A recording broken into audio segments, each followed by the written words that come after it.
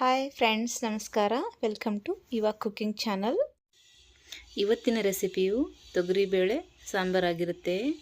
ನಾವು 2 ದಿನ ಸಂಕ್ರಾಂತಿ ಹಬ್ಬದ ಎಲ್ಲ ಸ್ವೀಟ್ ಎಲ್ಲ ತಿಂದಿರ್ತೇವೆ. ಬಾಯೆಲ್ಲ ಫುಲ್ ಸ್ವೀಟ್ ಆಗಿರುತ್ತೆ, ರುಚಿಕರ ಆಗಿರುತ್ತೆ.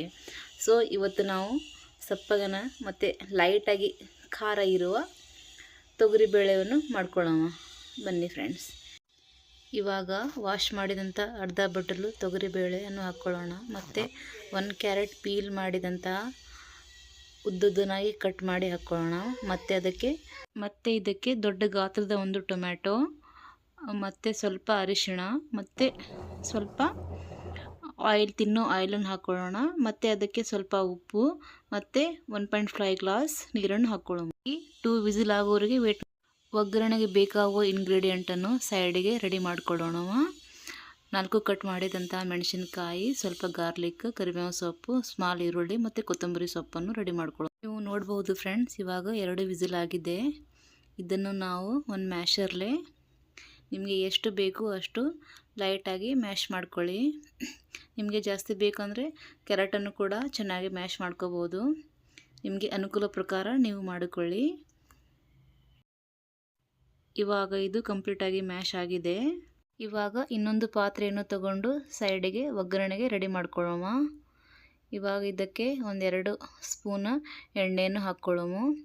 ಸ್ವಲ್ಪ ಪ್ಯಾನ್ ಬಿಸಿ ಆದಮೇಲೆ ಸ್ವಲ್ಪ ಸಾಸಿವೆ, ಇನ್ನೂ ಸ್ವಲ್ಪ ಬಿಸಿಯಾಗಿಲ್ಲ, ನಾನು ಸ್ವಲ್ಪ ಬೇಗನೆ ಹಾಕಿಬಿಟ್ಟೆ.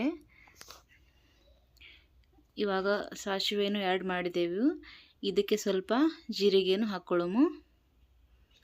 ಸ್ವಲ್ಪ ಚಟಪಟ ಅಂದ ಮೇಲೆ ಇದಕ್ಕೆ ಸ್ವಲ್ಪ ಕುಟ್ಟಿದಂತಹ ಬೆಳ್ಳುಳ್ಳಿಯನ್ನು ಹಾಕ್ಕೊಳ್ಳೋಣ. ಬೆಳ್ಳುಳ್ಳಿ ಕಲರ್ ಚೇಂಜ್ ಆಗಬೇಕು, ಅಲ್ಲಿ ತನಕ ನಾವು ಲೈಟಾಗಿ ಮ್ಯಾರಿನೇಟ್ ಮಾಡ್ಕೊಳ್ಳೋಣ.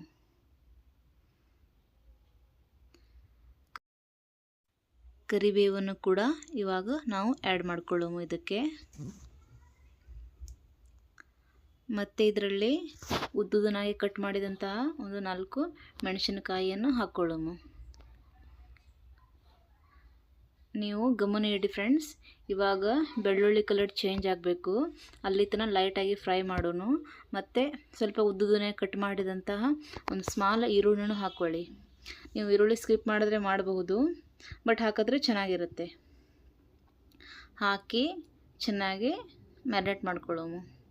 ಲೋ ಫ್ಲೇಮ್ ಮೇಲೆ ಇಟ್ಕೊಳ್ಳಿ, ಜಾಸ್ತಿ ಹೈ ಫ್ಲೇಮ್ ಇಡಕ್ಕೆ ಹೋಗಬೇಡಿ. ಇವಾಗ ಇದಕ್ಕೆ ಸ್ವಲ್ಪ ಕೊರಿಯಾಂಡರ್ ಲೀವ್ನ ಆ್ಯಡ್ ಮಾಡ್ಕೊಳ್ಳೋಣ. ನಾನು ಇದರಲ್ಲಿ ಕೊರಿಯಾಂಡರ್ ಪೌಡ್ರ್ ಆ್ಯಡ್ ಮಾಡತ್ತಿಲ್ಲ, ಅದಕ್ಕೆ ಕೊರಿಯಾಂಡರ್ ಲೀವ್ ಅಡ್ವಾನ್ಸ್ ಹಾಕ್ಕೊಳ್ತಿದ್ದೀನಿ. ಬೇಕಾದಲ್ಲಿ ಆಮೇಲೆ ಕೂಡ ಆ್ಯಡ್ ಮಾಡ್ಬೋದು. ಇವಾಗ ನಾವು ಸೈಡಿಗೆ ರೆಡಿ ಮಾಡಿದಂತಹ ಬೇಳೆ ಸಾರನ್ನು ಇದರಲ್ಲಿ ಆ್ಯಡ್ ಮಾಡ್ಕೊಳ್ಳೋಣ. ಇವಾಗ ಇದನ್ನು ಆ್ಯಡ್ ಮಾಡಿ ಸ್ವಲ್ಪ ಈ ಥರ ಮ್ಯಾರಿನೇಟನ್ನು ಮಾಡ್ಕೊಳ್ಳೋಣ. ನೋಡಿ ಎಷ್ಟು ಚೆನ್ನಾಗಿ ಕಾಣ್ತಾ ಇದೆ.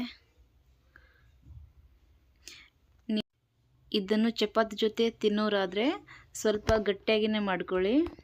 ನೀವು ಅನ್ನ ಜೊತೆ ತಿಂತೀರಂದರೆ ಈ ಥರ ಸ್ವಲ್ಪ ಲಿಕ್ವಿಡೇ ಇರಲಿ ಚೆನ್ನಾಗಿರುತ್ತೆ.